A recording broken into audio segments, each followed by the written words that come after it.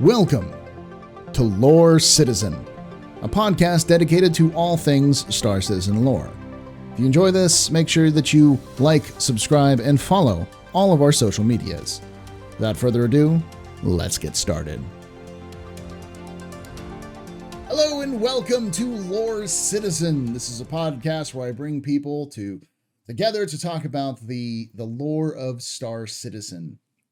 We have a very special guest tonight, but before we get to that, we'll introduce everybody. You probably already gathered from the title of this episode, because I know what I'm going to title it. But before that, let's get started with introducing all the wonderful guests today. We'll start with Jale.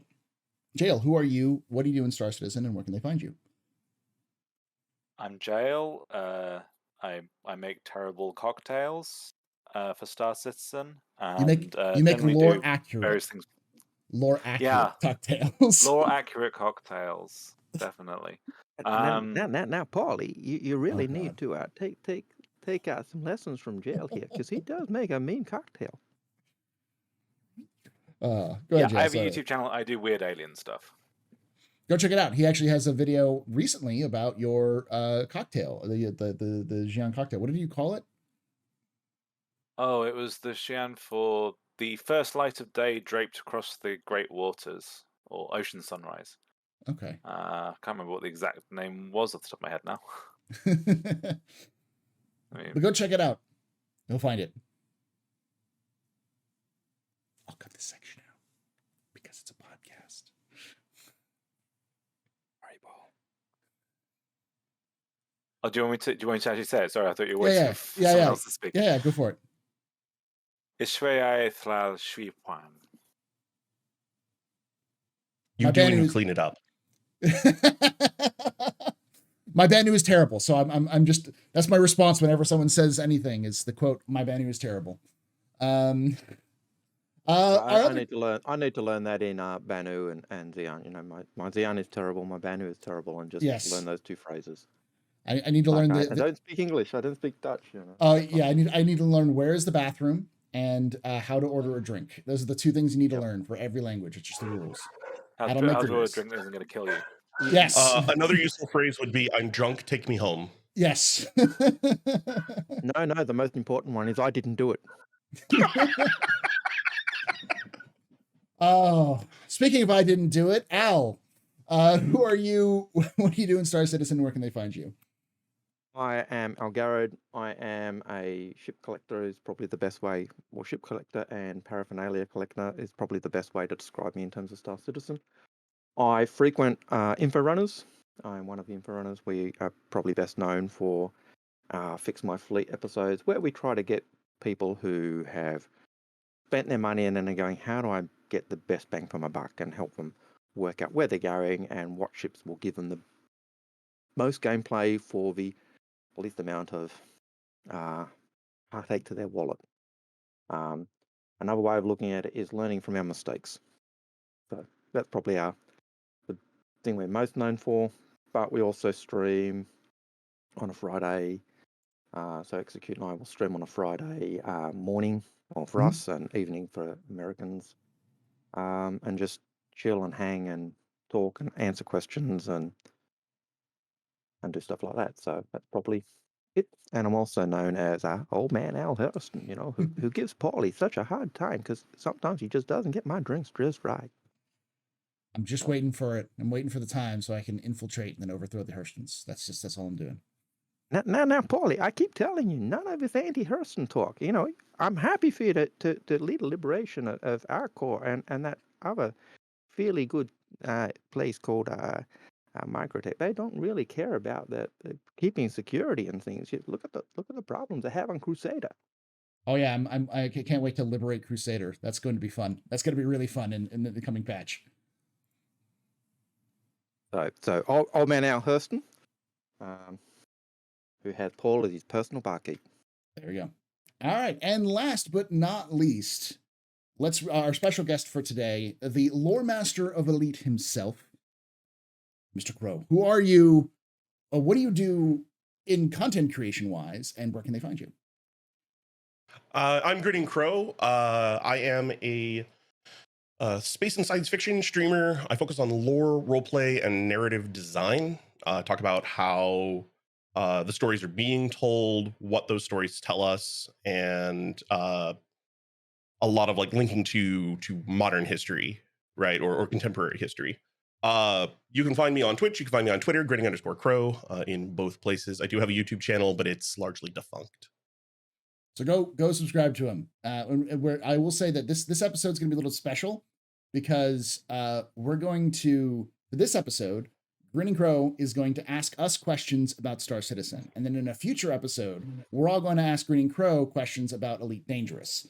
So if you want to learn a little bit about Elite Dangerous, stick around. We'll come back to another future lore citizen. We'll have him come back on and discuss this. So as I said, I'm just going to let Crow ask questions and we'll cycle through and answer some of these questions. So maybe you have some of these questions yourself. So hopefully this will enlighten some of you in the audience who are interested in Star Citizen lore. So Grinning Crow, feel free. All right, we're going to start with a really easy one. Where are we? I'll start with this one. The basic where we are in Star Citizen is it is our universe. It is the same time period. The time period branches away from ours at about 2038, so it's still a little bit in the distant future. But where we are currently playing in the game is called the Stanton System. The Stanton System is a system with 4 supermassive Earths, all terraformed. Well, except for Crusader, which I think was technically didn't have to be terraformed. With the first planet in the system is Hurston. The second planet is Crusader. Yes. Third planet is ArcCorp. And the last planet is called Microtech. They're all named after the different companies that were sold to them. And this is where this is going to go into a very long tangent. The Stanton System was discovered about 100 years ago.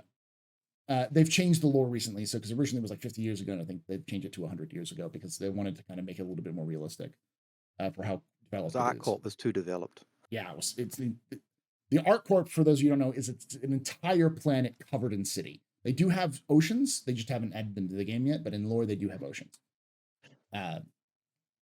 But the concept was that it was discovered in the 2850s-ish. And during that time period, humanity was in a massive recession. The UEE was just installed a brand new government. The economy was in the toilet. Nobody wanted to try to terraform or colonize, but they discovered the Stanton System, and the Stanton System had a direct connection to multiple different systems, including Terra, which is this major. It's an analogy of Constantinople, whereas if Earth Soul is Rome, Terra is Constantinople.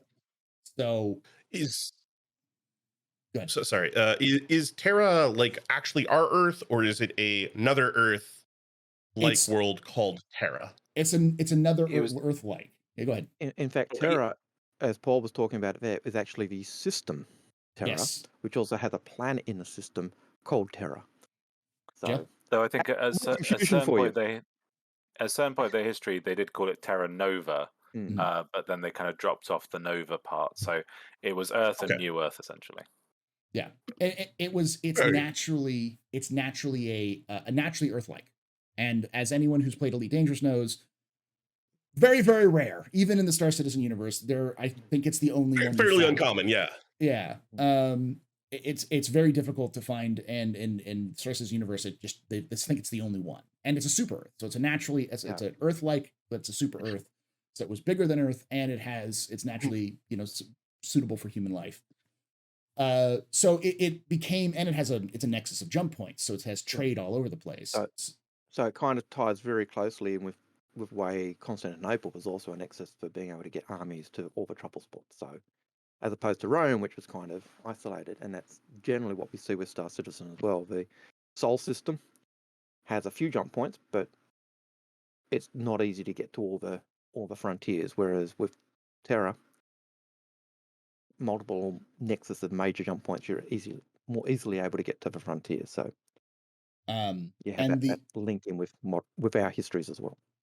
And the discovery of Stanton meant that you had a shorter trade route between Sol and Terra, between what they call the Eastern and Western empires. So Stanton had to be claimed by the UEE, but nobody wanted to live there because no one could afford to. So they tried to figure out what to do, and some genius came up. Well, technically, the way it worked was ArcCorp was an engine manufacturer. They're an engine manufacturer. They make quantum drive engines, which is the equivalent of like frame shift drives for Elite Dangerous. And the problem is the process is super toxic and requires a lot of space. So they're like, hey, they approached the UE, who was having this problem of figuring out what to do with this system, because they were garrisoning an expensive military outpost there and not gaining anything from it. And they were already strapped for cash. So ArcCorp said, hey, can we buy like a continent on one of these planets?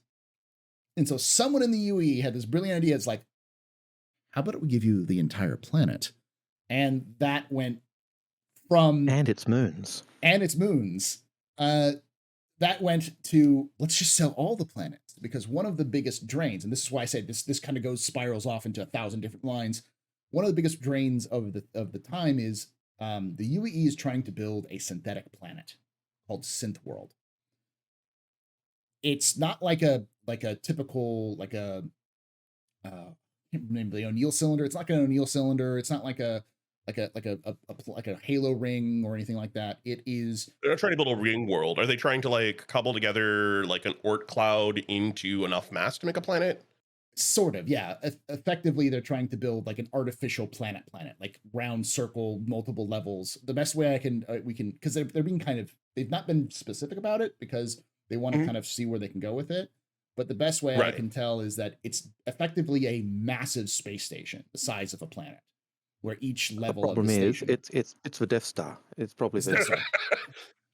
That's the problem is they can't get. We're not doing it. We're failing. I was reading the lore a bit earlier today, and I was thinking they were talking about it was in the new write up of RSI, and they were talking about the Mars tragedy and how it took decades and decades to get it done. And I thought, this is the way that was done. It kind of parallels in a sense what's happening with Sythworld. But we've got this plan, we've got this dream, we've got this hope, and we're struggling to do it, and we keep failing. And the question is, do we keep going, or do we ditch it? And but I thought there were parallels with that. So yeah. So it's a money hole. It's where the UE has been throwing a giant money in. pit. Yeah, it's a giant money pit. And the thing about it is that technically the idea is one of the major themes that runs through Star Citizen lore is overpopulation and resource scarcity. The idea that eventually populations get too big, they use up all the resources and they need to move. And if you run out of space, you can't do that, and that will lead to conflict. And so the concept of building the Sythworld was like this big way of saying, well, we no longer have to terraform planets, which could also have potentially future sapient life on board, so we don't have to commit genocide. And we also can solve our problem of expansion without having to invade other alien empires nearby. So 2 with 1 stone. So it was a noble effort, but it is draining the coffers quickly. So they said, but that was also part of it. That was also part of a reason why it was built, wasn't it? Or envisaged, because there's this this tragedy in the system where they decided to terraform a planet, and there was sentient life on the planet, and the media streams were filled with these sentient species suffocating and dying because the system had been terraformed to suit humans. But hey, we don't give a damn about what's there. Yeah, we don't care about a bunch of Stone Age farmers, effectively, of the species we don't know about. That's a recurring theme in Elite Dangerous terraforming as well. Is like, oh hey, there's this like native species and they're kind of sapient. Yeah, screw it. We're just going to terraform the planet anyways. So that's never really been the way for the UEE. They even though we've come out of like this period of fascist dictatorship, there was never a particularly genocidal streak to the general human population. So it was the outrage at them doing that which caused the fall of the fascist dictatorship. Because it was interesting. Yeah, the literally were saying, like, the Linton Mezzer, the leader of the last Mezzer, who's the last leader at the time, they found this planet, and he literally made this big public saying, "We will be gods. We will uplift this species, and we will be their uplifters." And like, everyone was bored. Like, hey, let's study them. Let's figure what's going on. They brought in a bunch of scientists who were like top of their game. And then Linton got bored and sold the rights to terraforming to his Terraforming. cousin. Yeah, and his cousin just started touring with like other bidders on the planet in full sight of these aliens, being like, "Oh yeah, there's some mineral deposits over there. It's really rich." And so the scientists were like, "Holy shit, what are you doing? This is terrible." And so they complained It's to like a Captain Mezzers. Planet villain. Oh my god. Yeah, You're breaking the prime directive. You know, it's that type of Yeah. aspect. There was this: we'll study them from afar and not interfere with their development, or in a subtle way, we'll lift them up. But then they come in and it was breaking the prime directive, and oh man, now we're here. We're now, so it was ties in with that type of law from other franchises as well, I suppose. All right. So the game as it currently runs, we are in Stanton, which is like Yes. the bridge between the Eastern and Western Empire. yes. So Yeah. there seems to be a really strong Rome theme going on here. Is that like a Mhm. recurring theme within the lore? Yes, it was originally It was- based heavily on it. Go ahead, Jale. Yeah, I was going to say it was very, very heavily based on it at the outset, and you certainly still see the bones of it on that. You know, you got the vicious aliens of the Vandal, i.e., the Vandals, and they're The Hun. yeah, they are coming to they're encroaching on the old part of the Empire where the Sol system, where Earth is. They're coming for Rome, basically. But Mhm. that's kind of the elevator pitch from 10 years ago. It's Yeah. it's the concrete that the building was built up on. So it's not like with you got centurions marching down the street and And you know, lots of Legats white and pillar buildings. Perfecti and yeah. Yeah, it's Yeah, not there's a space. Senate. Yeah. Yeah. It's not literally Sure, space Rome, but It's on a 1-for-1, which is good. Like in space. no, please no more. I get enough of that in 40K. but yeah, so that's Stanton System is owned by all of the different companies. So Everybody's got a major staked companies. interest in it. Yeah, and It makes sense if it's this big trade hub Yeah, and it's or bridge rather. Yeah, and it's technically not still owned by the UEE, but the companies control the entire planet, which is a big deal because it's the only place you see that in the Empire. So the UEE owns in that system. The UEE owns space, Mhm. and the companies own the planets themselves, right? Okay. Yeah, I mean, Makes the sense. nature of what the UEE is as a sort of entity, it's not like it's a nation. It's very much more like the United Nations, and then it has its member states within it. And then space is more like international waters in a lot of ways, but it's international waters with the law of the sea. And then when you get outside that, there's the space which is completely ungoverned, completely outside of them caring about it. So you can have planets be very independent. You can have planets have civil wars on their planet, and the UEE is not only not going to intervene; they can't legally intervene. And there's one little civil war They going don't have on. the jurisdiction for it. Yeah.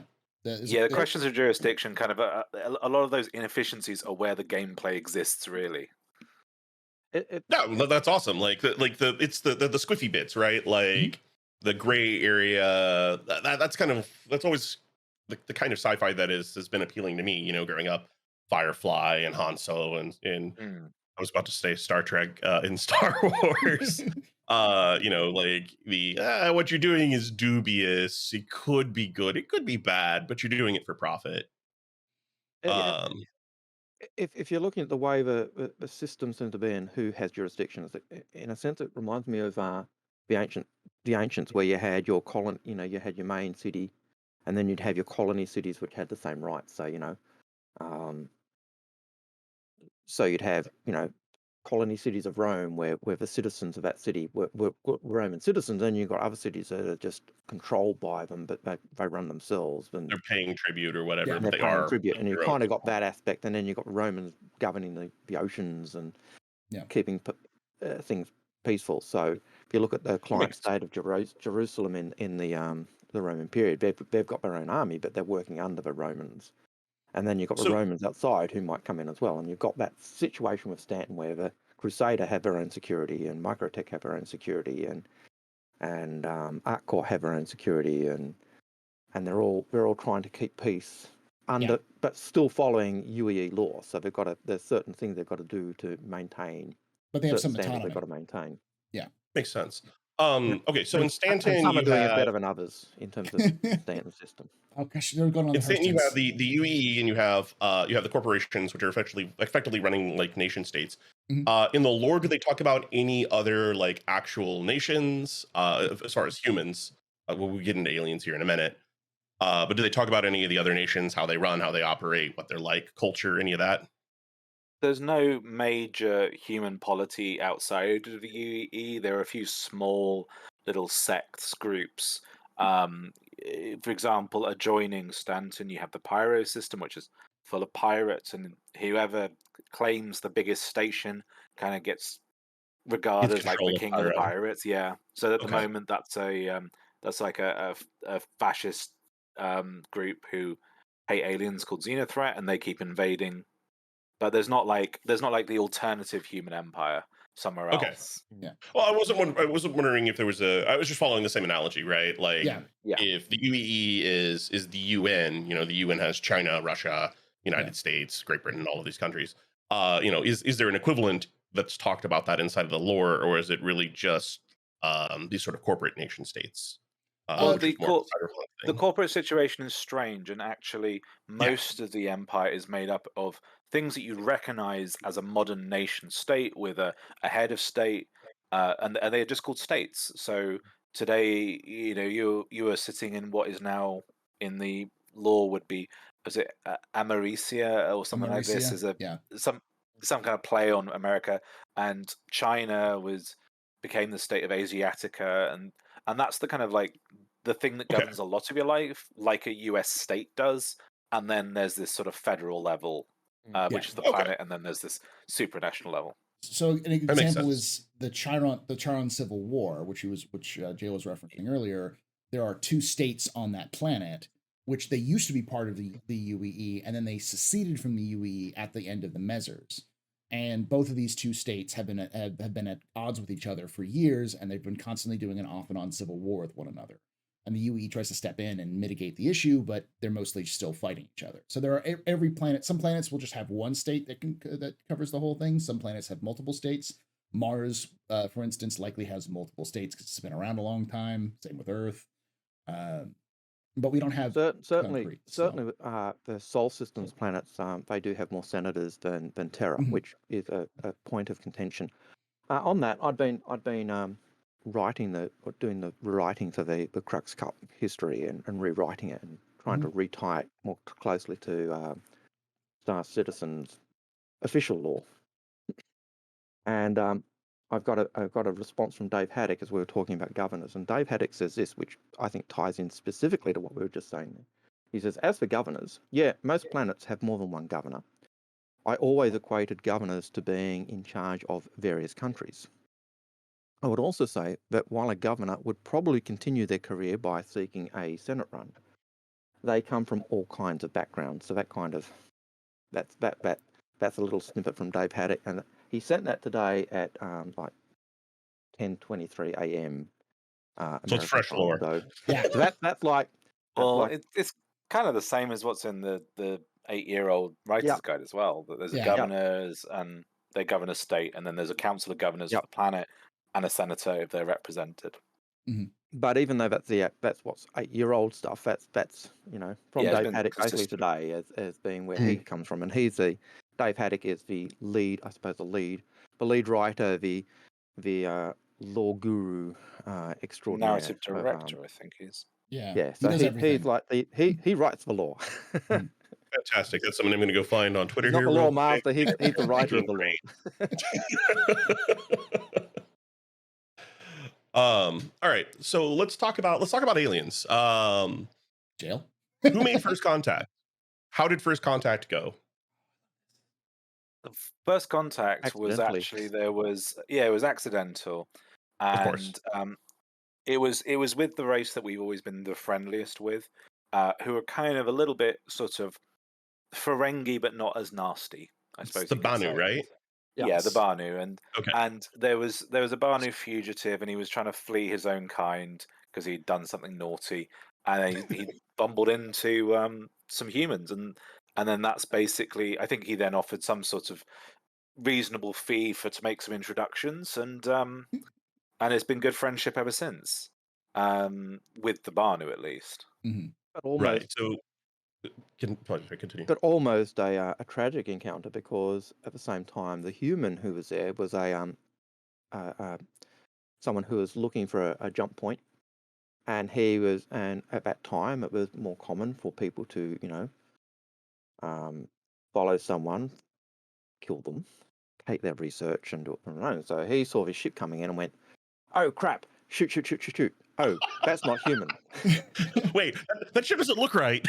Yeah, basically, he Vernon Tarr. He basically was just like, "I'm glad I missed." It's all he, Oh yeah. God, yeah.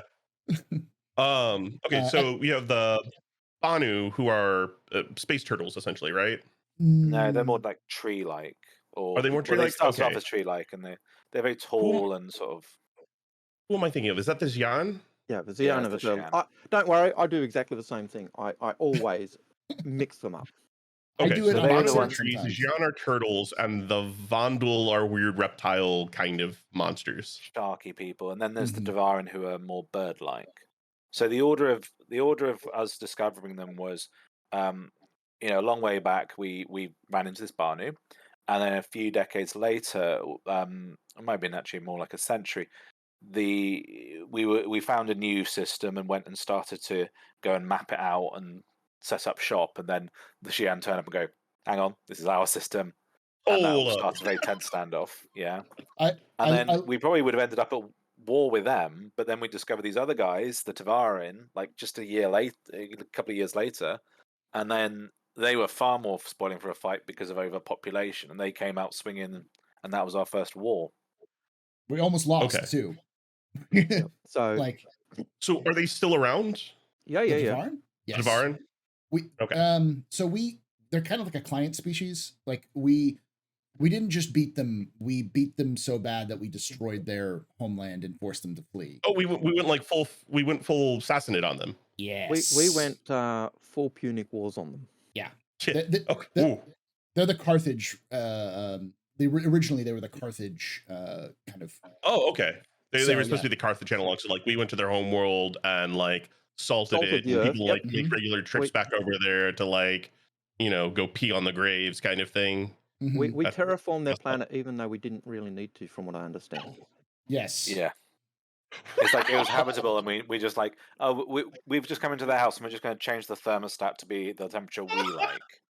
Wow, that And is probably one of the most human responses to a war with something that just absolutely doesn't look like you at all. Yeah, I'm just gonna come in Then and like, nope, this is my place now.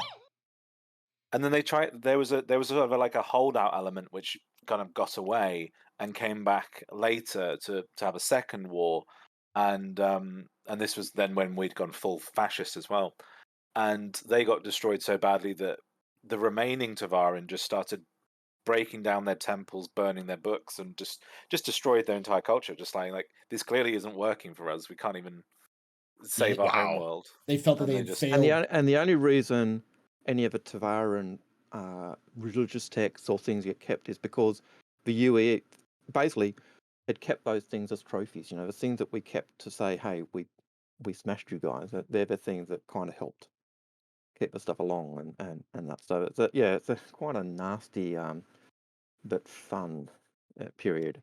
And there's still we still know there are settlements of Banu outside of Tavarin. UE controlled space. Tavarin. Yeah. Oh, Tavaran, sorry. Tavarin. Okay. Yeah. So there are 4 alien races, and none of these races were aware of each other before we came in Actually, contact? there are There's 5 five. alien races. Is there a precursor race? No. That was the 5. question I was getting ready to ask. There are 5. There's a mysterious race. That's right. Well, there's 5 extant sentient races, because That we there's know of. another race that the Xi'an have fought with called the Kathak, and they're still out there. But the writers have said they're for the future. They're like the big baddie for later down the road. So we don't need to worry about This is them the now. villain once we actually release the game, and we need to give you something to fight. That's not the Vandal. DLC. And then yeah. there was and then there were the head Asians who are extinct, and they'll be, the mysterious forerunner. They're not like forerunners in the sense of like Halo series or something like that. Right. They didn't But make they'll- all of the races or anything. They're just No. like this advanced race that then like died out. Yeah, they're probably, useful for MacGuffins and artifacts kind of thing. Okay. they're kind of a bit like the ancients in Babylon 5. You know, the older races that have either left and you've got Yeah. the remnants of them, or All right, I stuff dig that that. these guys I are dig that. dead. Especially if they turn out to actually be the shadows, and everything that we ever get from them is just like cursed. Hey, something like Pretty that. much. one of the cool things about their system is that I think there's 2.5 planets, because the third planet in the system is literally a half planet because something blew it in half. So as a result, weapons companies have been sending archaeologists into the Hades system to find what tech blew that planet in half, so we can steal it and then weaponize it. So that's going to be another MacGuffin in the near future. Do So. not go to Zaha Doom. You Yes. will die. I think if you add it up, there's at least 10 planets which have had are said to have their own independent origins of life. So there's also primitive life. There's the Associans, who are like really primitives, but sentient. So we're not the only life out there, and it's not just the sentient aliens who've got their own life biosphere Okay. and all that. It's been a couple of updates since I've looked. There is no fauna in Star Citizen currently, right? Like I'm not yet. expected. I'm not going to be running around into There's like a weird space turtle. dogs or stuff. Yeah, There was do like a have turtle. We've got Valhalla and turtle. That's it. We do know That's that it, they are working on them, and there are because of the nature of how terraforming works. A lot of, and since most planets need terraforming, most planets, this is a way that CIG can save on resources.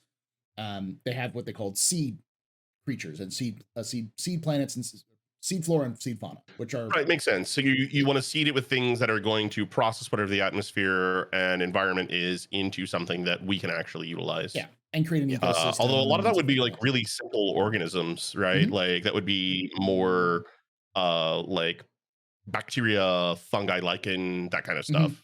And a lot of like in Pyro, you can see a little bit of that in the on the planets.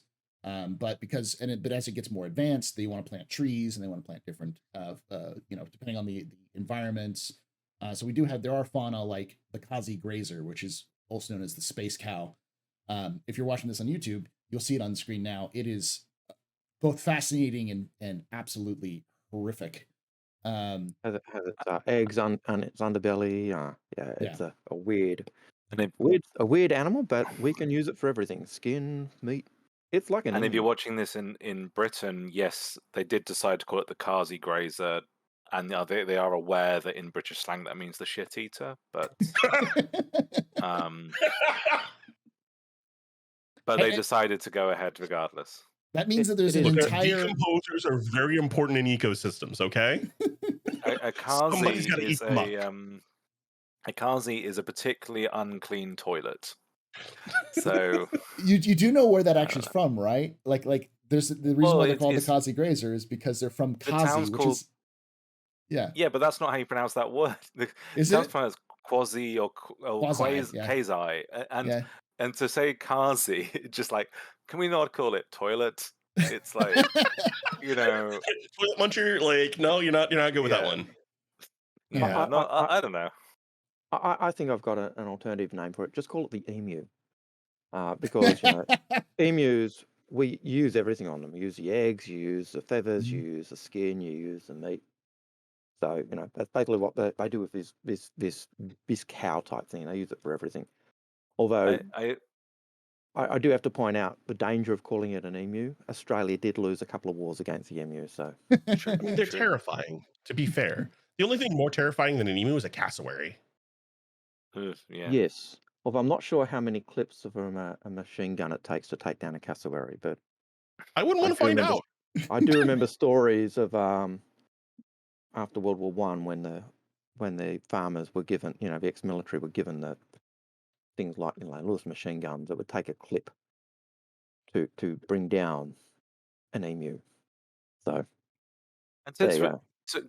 returning to the sentient aliens, though, and Yes. knowing that you like to think about the narrative basis of these, Yeah. there was again this sort of the elevator pitch, which was that the Banu was sort of your Arabic Silk Road traders, and the Xi'an are China, and Tivaran is Carthage, Vandals as the Vandal, but The then Vandals, the also Hun. yeah, and then they kind of developed that a bit further into archetypes. So it was the Xi'an as the diplomat, the Banu as the trader, the Tivaran as the Ronin, and the Vandal as the barbarian. And then as they've definitely moved beyond just the archetypes then. So like the Xi'an are now sort of have these complex social systems built around things which are not quite nations, not quite families, not quite companies, but elements of all, and kind of communist within, yet sort of fiercely antagonistically capitalistic. And the little bit it's of kinda like- reading that I did on them, it sounded Yeah. like there was like a caste system or a caste system inside of it, but it was like pre-negotiated contracts where like everybody's trying to screw each other over in the negotiation, but once that's done, like they're all on board and it's like, okay, I agreed to this, I'm going to do it. Yeah, that's a Banu thing. Like their contract stuff is such that they're trying to, you got to read the small print to make sure that when buying a car you haven't doomed yourself to 30 years in the sulfur mine kind of thing. Right. Okay. So this Banu, not Yeah. Xi'an. Sorry. Yeah. Well, with the Xi'an, I mean they have everything kind of more top down. Like the government says, your job, your entire family and all of your family for time immemorial, your job is going to be making these components like transistors. And that means that you are now part of the sphere of this more important family that makes computers, and like that's how they do their business. And they're Okay, even so, like- more than that, because they even say this planet is going to be an agricultural planet. Mhm. This planet or this system is going to be our shipbuilding planet. This one is going to be our, and so they even do the systems in their control and the planets in their control. Interesting. So Totally like Same it's type of thing. possible that there are like entire continents or worlds that like make nothing but self-sealing stem bolts Basically. in their culture. Mm-hmm. Yeah, It's wild.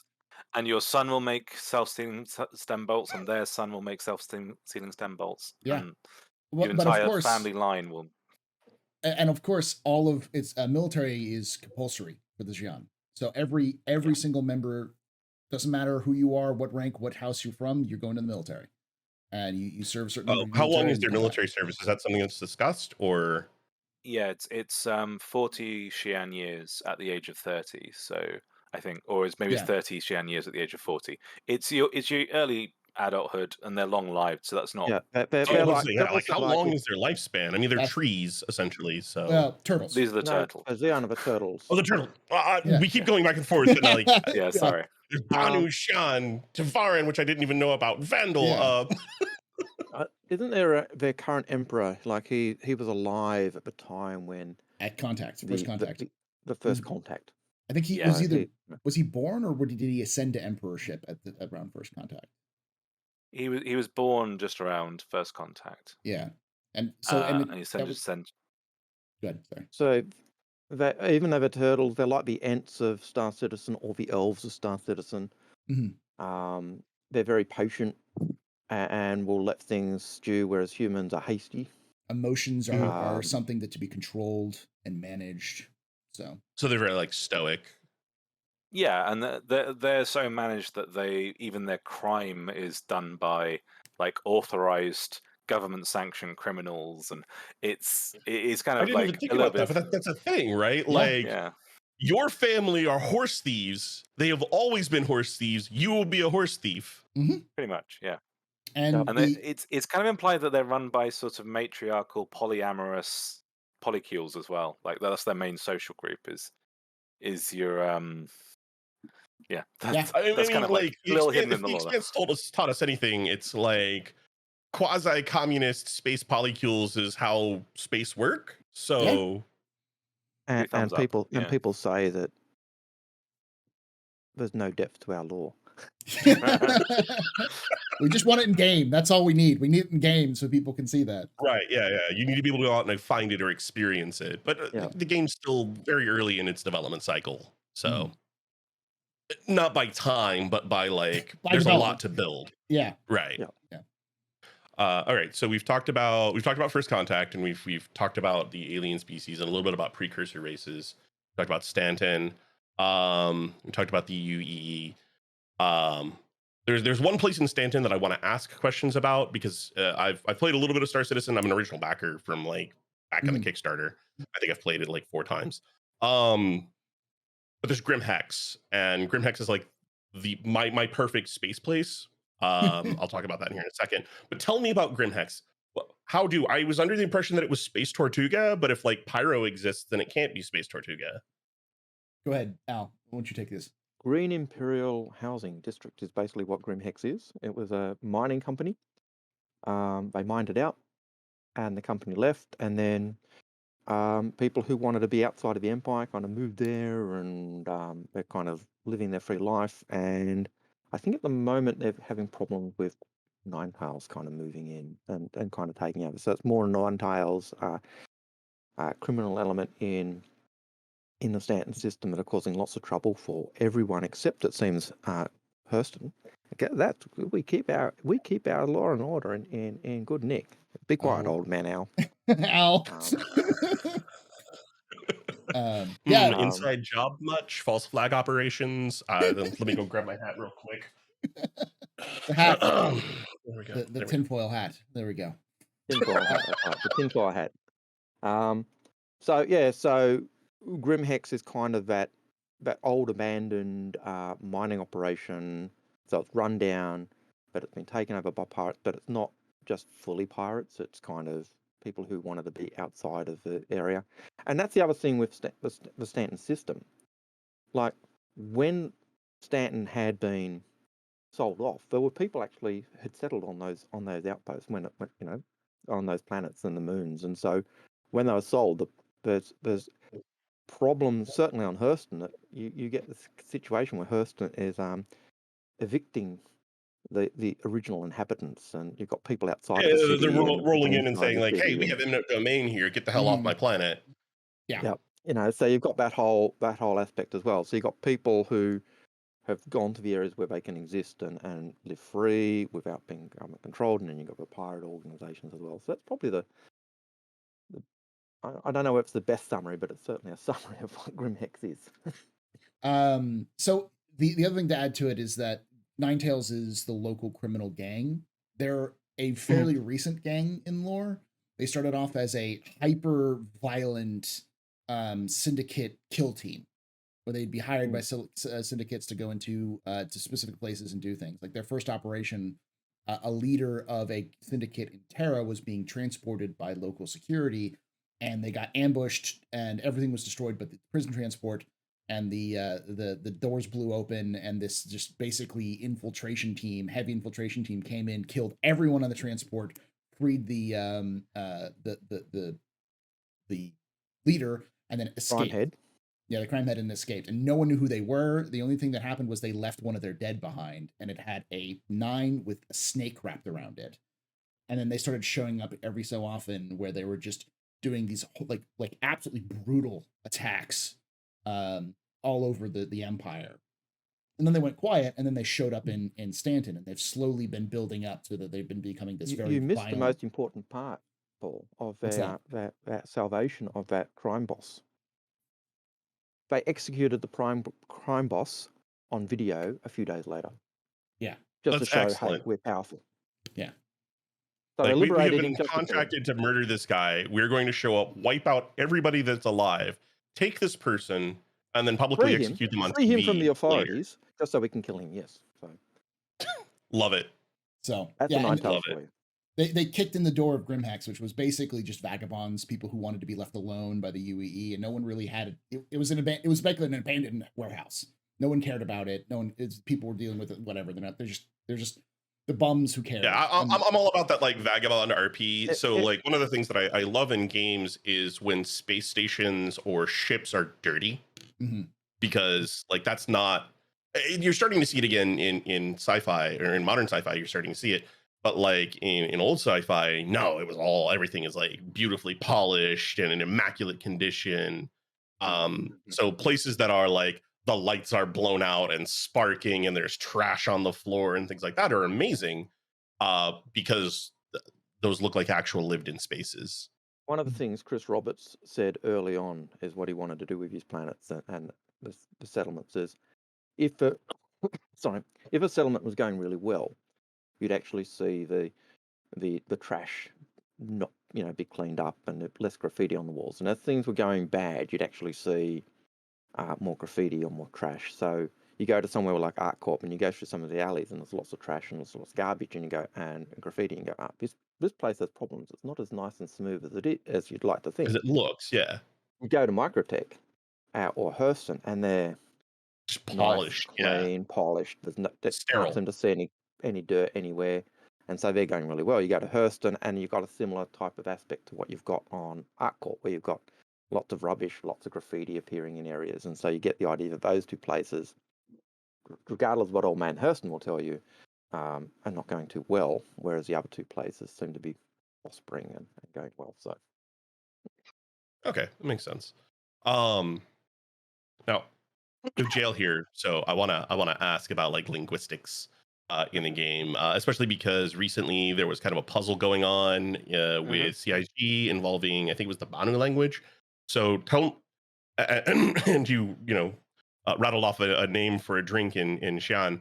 How developed are the languages? Is this something where like in 5 or 6 years I might be able to get a degree in Klingon and Xi'an? I mean, if you wanted to, they are pretty full-fledged constructed languages.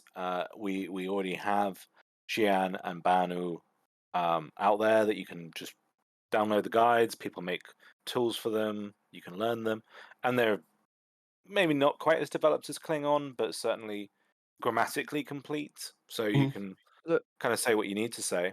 Someone And recently did a translation of a Xeon letter online, didn't they? Didn't they translate that yes, live? that would be myself. Yeah, yeah. You can see me translating we just had our Alien Week, and they published a Xi'an letter, which I translated on live stream, and there was a Banu letter. I can't do Banu, but there's some good translations going around. You can check out my Twitter. I shared a really good one. And then we're anticipating that they will do Tavarin, and we know that they have done Vandal, but we won't get it until later because it's probably when Squadron 42 comes out. But all these languages, they're made by a very talented linguist called Brenton Watkins. He was trained as a linguist, worked as a translator and cultural consultant for most of his career, and then as a hobby was getting into constructed languages of Star Trek. Was running a Vulcan website and ended up doing the Vulcan translations for various Star Trek media before being commissioned for this. One of those like Chris Roberts worked in film and so happened to know this guy from doing sci-fi films things. I love how like industries weirdly overlap like that. Yeah. A lot of the Star he is Citizen our Tolkien of Star Citizen in terms of being a linguist. Well, Tolkien's languages were never that fully developed. Actually, he only really worked out the grammar for what he wanted to say in the books, and there was a very nice. He had a lot of thought to individually crafted parts of it, but you can't go out and translate Hamlet into Sindarin because the rules aren't there. But you could do it with Banu or Xi'an if you really wanted to. Yeah, and that's the thing with Tolkien. He actually had his languages worked out. He just never published them, recorded the bits and pieces. So we only have the recorded bits for what he wanted to tell us or what he wanted to say, even though he'd worked out a lot of languages, because he used to take his languages and play around with languages and create languages just for the fun of it, just because that was what linguists do. Yeah, but we didn't have as developed a vocabulary that you could actually do a lot with it. So which is fine because that's what his function of what he was trying to do was. Yep. I was also going to add that there was, speaking of the overlap, the person who did the new Star Trek Enterprise from the movies, and most of the new Star Wars films and the Guardians of the Galaxy and a lot of the MCU, the main spaceship artist for Hollywood worked for Star Citizen before he got back into. He did a bunch of stuff for Hollywood, then got hired by Chris Roberts, so he did a bunch of stuff for Star Citizen.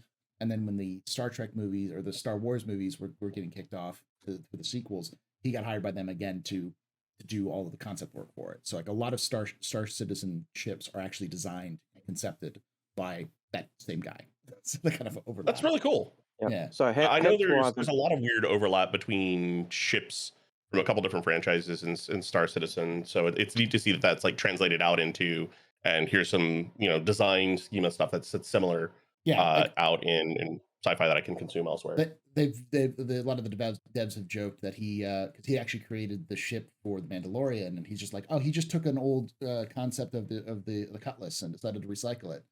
But he didn't actually do the Cutlass. Somebody else did the Cutlass, but it's like one of those things where it's like, this is just a Cutlass. What are you doing? It's a Cutlass without the wings, right? Yeah. Which is the perfect ship, by the way. I know that's a contentious opinion, but the Cutlass is amazing. It is what all ships should look like. As the local resident representative of Drake Interplanetary, I agree. That's the joke. Is Al is old man Hurston, and I am the one of the PR members. You know, Paulie, we at Hurston don't build ships, so I'm okay with that. All right. Do I have anything else right this second? Those are really the big ones that I wanted to. Oh, actually, I do.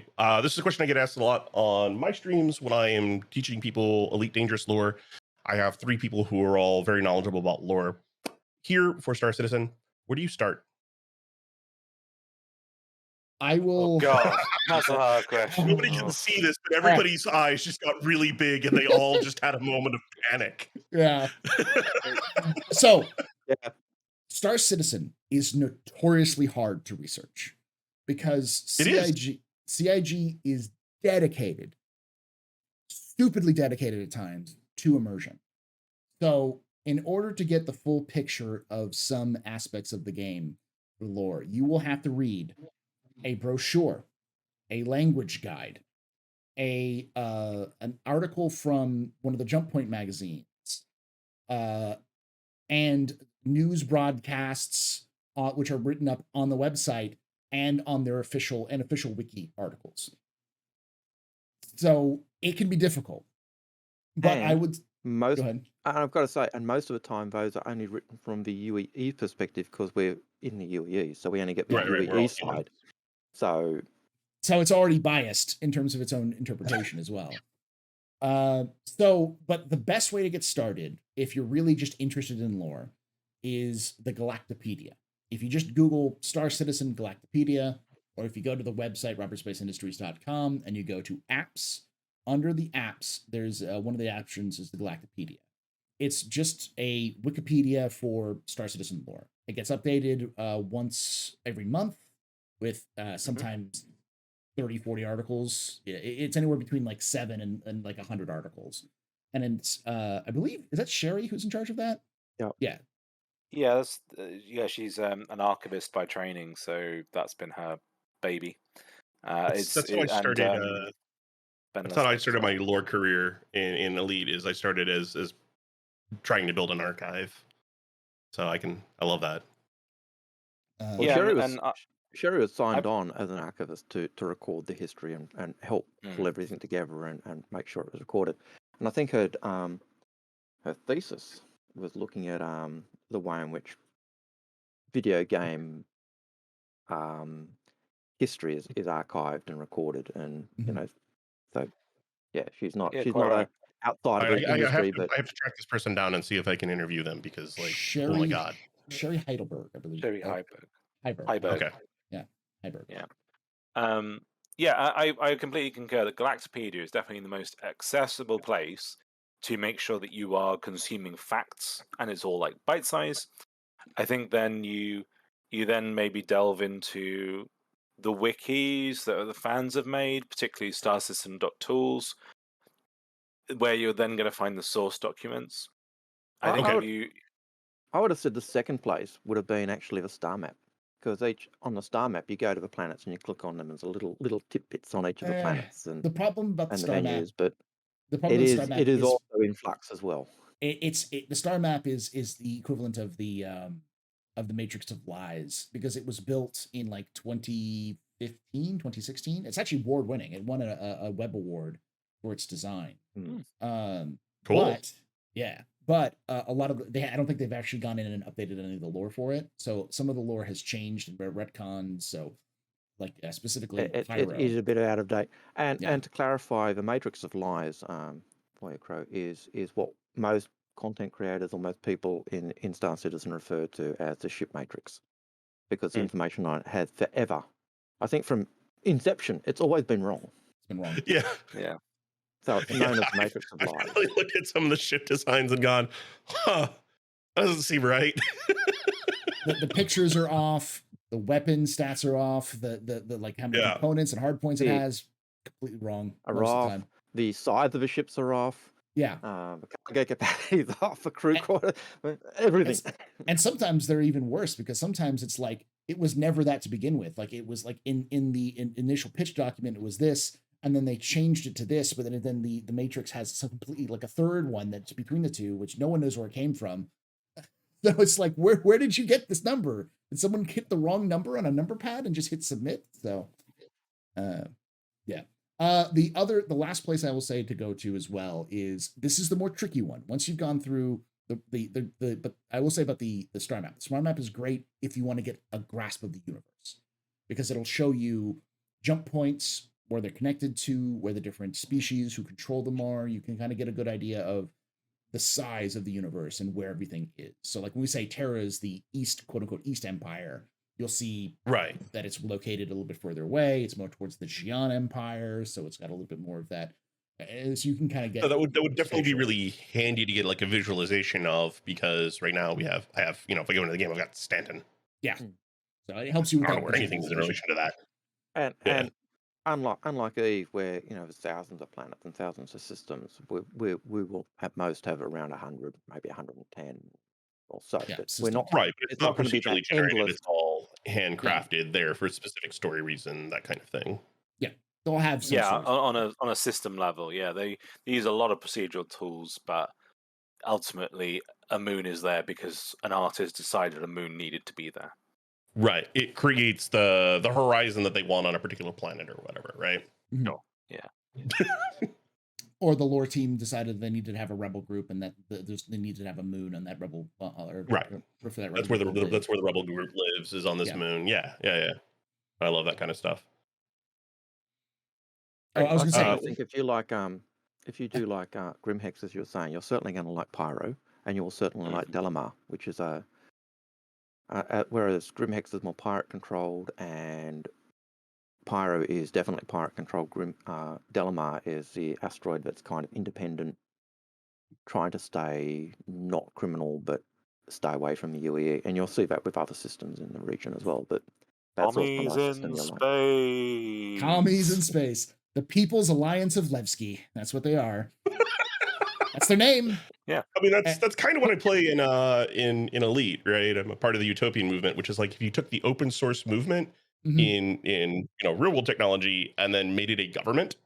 Yeah. And also a cult.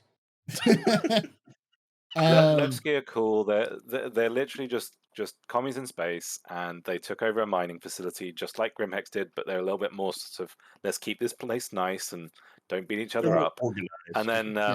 And then they were part of the Underground Railroad that shuttled all these political dissidents out of the UEE and into safety in the Xi'an Empire during the Cold War. And then when the messes were starting to fall, just like Lenin coming back from exile, they shuttled them all back again to come and wreck shit up during the revolution. So it was they're chill dudes. They're chill. Their leader, as far as I can tell, is named Elwin. No, what's his name? It starts with an E. He's also, so far what we can tell is the person who runs the air traffic control is also one of the major leaders. And the way that they described him, the devs describe him is like, oh, he's like a chill surfer dude. And he goes like, hey man, what's going on? I got you I'll get you a hanger right here, man. Hold on. Here you go. It's like, hey, hold your horses, buddy. It's like he's high, like 24/7. That man is blazed out of his mind, giving people directions to land. He runs the government, but he's also the ATC. Yes. Yeah. Oh God. I got the impression that Levski, while being communist in space, was more hippies in space. It's kind of a very hippie. But they are also the that place there in their main foyer. They have this massive statue of Anthony Tanaka, I believe, and so one of the key characters who brings about the fall of the Mother regime. So but we don't have lore. We don't have deep lore, but don't have deep lore for that yet. No, we do. We do have deep lore for that. Is what he's saying. It's just like, oh yeah, Star Citizen doesn't have any lore. It's not deep lore. It's like, no, we could. Yeah. We did an entire episode. Yeah, I hear this all the time in my game too, right? Yeah. There's no deep lore. It's like I'm confused by that. I'm confused by that interpretation. It's like Elite's been around for 40 years. How? Don't tell me it doesn't have deep lore. 38. It is 1 year older than I am. I can remember playing Elite back in the day, and I loved Elite. I haven't been able to get into Elite Dangerous. I don't know why. It's hard. We affectionately refer to it as a learning wall, not a cliff, a wall. Because a cliff has handholds. A wall is just a wall. It's very hard to penetrate. That's one of the things I like as a Twitch streamer is like I'm the dude at the base of the wall, like going, here you go, here's a leg up, like let me help you out. I found great difficulty when I started playing Elite Dangerous. When I started to play Elite Dangerous, just learning the ship, and it was only when I remembered, that's just like it used to be. So the controls were very much the old 80s controls for ships. It was just, and for me, it felt this is the 80s game. It's just been brooked up, so it's no longer just wire mesh buildings and stuff. It's really fancy dancy, and it's multiple player. To some extent, to some extent, I would agree with that. And I know there's significant. If you ever want to try it again, though, if you ever want to try it again, reach out. I'll have to hit you up. I do have the game, but I stopped it. To me, it was it just wasn't for me. I get it, right? And that's one of the things I always say when people come in. Either way, like when I stream Star Citizen, I'll have Elite players come in and are like, blah blah blah. I was like, look, I'm a space nerd. I like flying spaceships, imaginary spaceships, because it's the closest I'm ever going to get to flying a spaceship. I have bad vision. I am colorblind, and I'm partially deaf. They will never put me in a spaceship to fly it. This is the closest I'm ever going to get to it. So I'm going to play as many space games as I can so I can fly spaceships. And the game, and the thing is that they're great games. It's just, some games will appeal to some people, some will appeal to others, but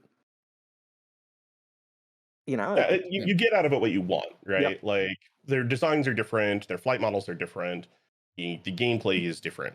I want World War II dogfighting in space, Star Citizen. If I want to explore the Milky Way, I'm gonna go play Elite. Because you can't explore the Milky Way in Star Citizen just because it's just not gonna happen. No, it's not gonna happen. Even when everything's complete, you're still not gonna be able to do that. Nope. Yeah. So. I'm good. I have run out of questions. I am enjoying having a conversation with y'all, but with everything that's going on in my country and state right now, like I did not have the chance to prepare the 50 questions I wanted to ask. That's all right. I understand. We'll still be here. Be here. Oh yeah, absolutely. It'll just give us another episode of Star Citizen podcast. So. Yeah. Thank you. And that sorry, go ahead. Go ahead. I was just gonna say. That is a genuine invitation. If you are ever curious about playing Elite, or you want to talk about Elite lore or anything like that, feel free to reach out. I will take time out of my schedule and life to help you all experience it. It is a good game. It has, much like all games, it has its pain points. More so recently because of EDO than previously, but We'll definitely get back to you, because we'll definitely ask you questions. We'll like I said, we'll get back to the point where we'll ask you questions about Elite, because that's one of my my last major experience in Elite was the Onion Head War. So that was a while ago. Onion Head's a fun one. I originally started when I started to do lore for Elite. I wanted to focus on human history, and unfortunately, you can't detangle human history from because I didn't want to do Thargoids and I didn't want to do Guardians. I wanted to do human history. You can't untangle those. It turns out it is all like massively interwoven. See, I never even heard about Guardians. And that goes back to what you were saying. People say Elite doesn't have a deep lore, and yet your lore is so entangled. As wide as an ocean, as shallow as a puddle, right? And it's like, dude, I can pull stuff that like here's something that exists in the game that only continues to exist. Originally existed in the game because it's a physics bug. Mm-hmm. Everybody loved it so much that they made it canon, and I can tie that thing, its existence, to this very like thin thread that maybe 100 people know about, this item that exists, and then tie it to the massive main plot line involving like the alien race and what's going on with them. Right? Like I can tie all of that together. That's pretty deep. Pretty deep. So that's by the way, that's where the tinfoil hat comes from. Any theory crafting is referred to as tinfoiling. So when I start talking out of my ass and I have very few facts to back it out, I pull out the hat and put it on, and then we start talking about crazy shit. Nice. Yes, I love it. So yeah, we'll definitely have you back on, and we'll ask you questions about dangerous and that kind of stuff. And thank you for coming on there, Grinning Crow. Make sure that you are following Grinning. Make sure y'all are following Grinning Crow. Make sure you're following Al and the Info Runners. Make sure you're watching Jale's latest video where he makes the face of 1,000 faces of I shouldn't have put fish oil in a drink. And then calls for the medic. And then calls for the medic. And then calls for the medic. You can see the full version. Gets worse. Fish oil in a cocktail. Sounds like it's very, very it's very Xi'an. I'll say that. It's very Xi'an. Very Xi'an, yeah. And the rest of you, thank you so much for watching. Make sure if you're watching this on YouTube, make sure you hit that subscribe button. It does help me out a lot. And if you enjoyed this, hit the like button. Your own comments and questions down below, always do it. I always read every comment. I may not respond to every comment, but I do read them all. And make sure to follow us on Spotify, Apple Podcasts, all those other things where you can listen to this as well. So thank you again. And like I say every time, remember, TheAstroHistorian and Astro.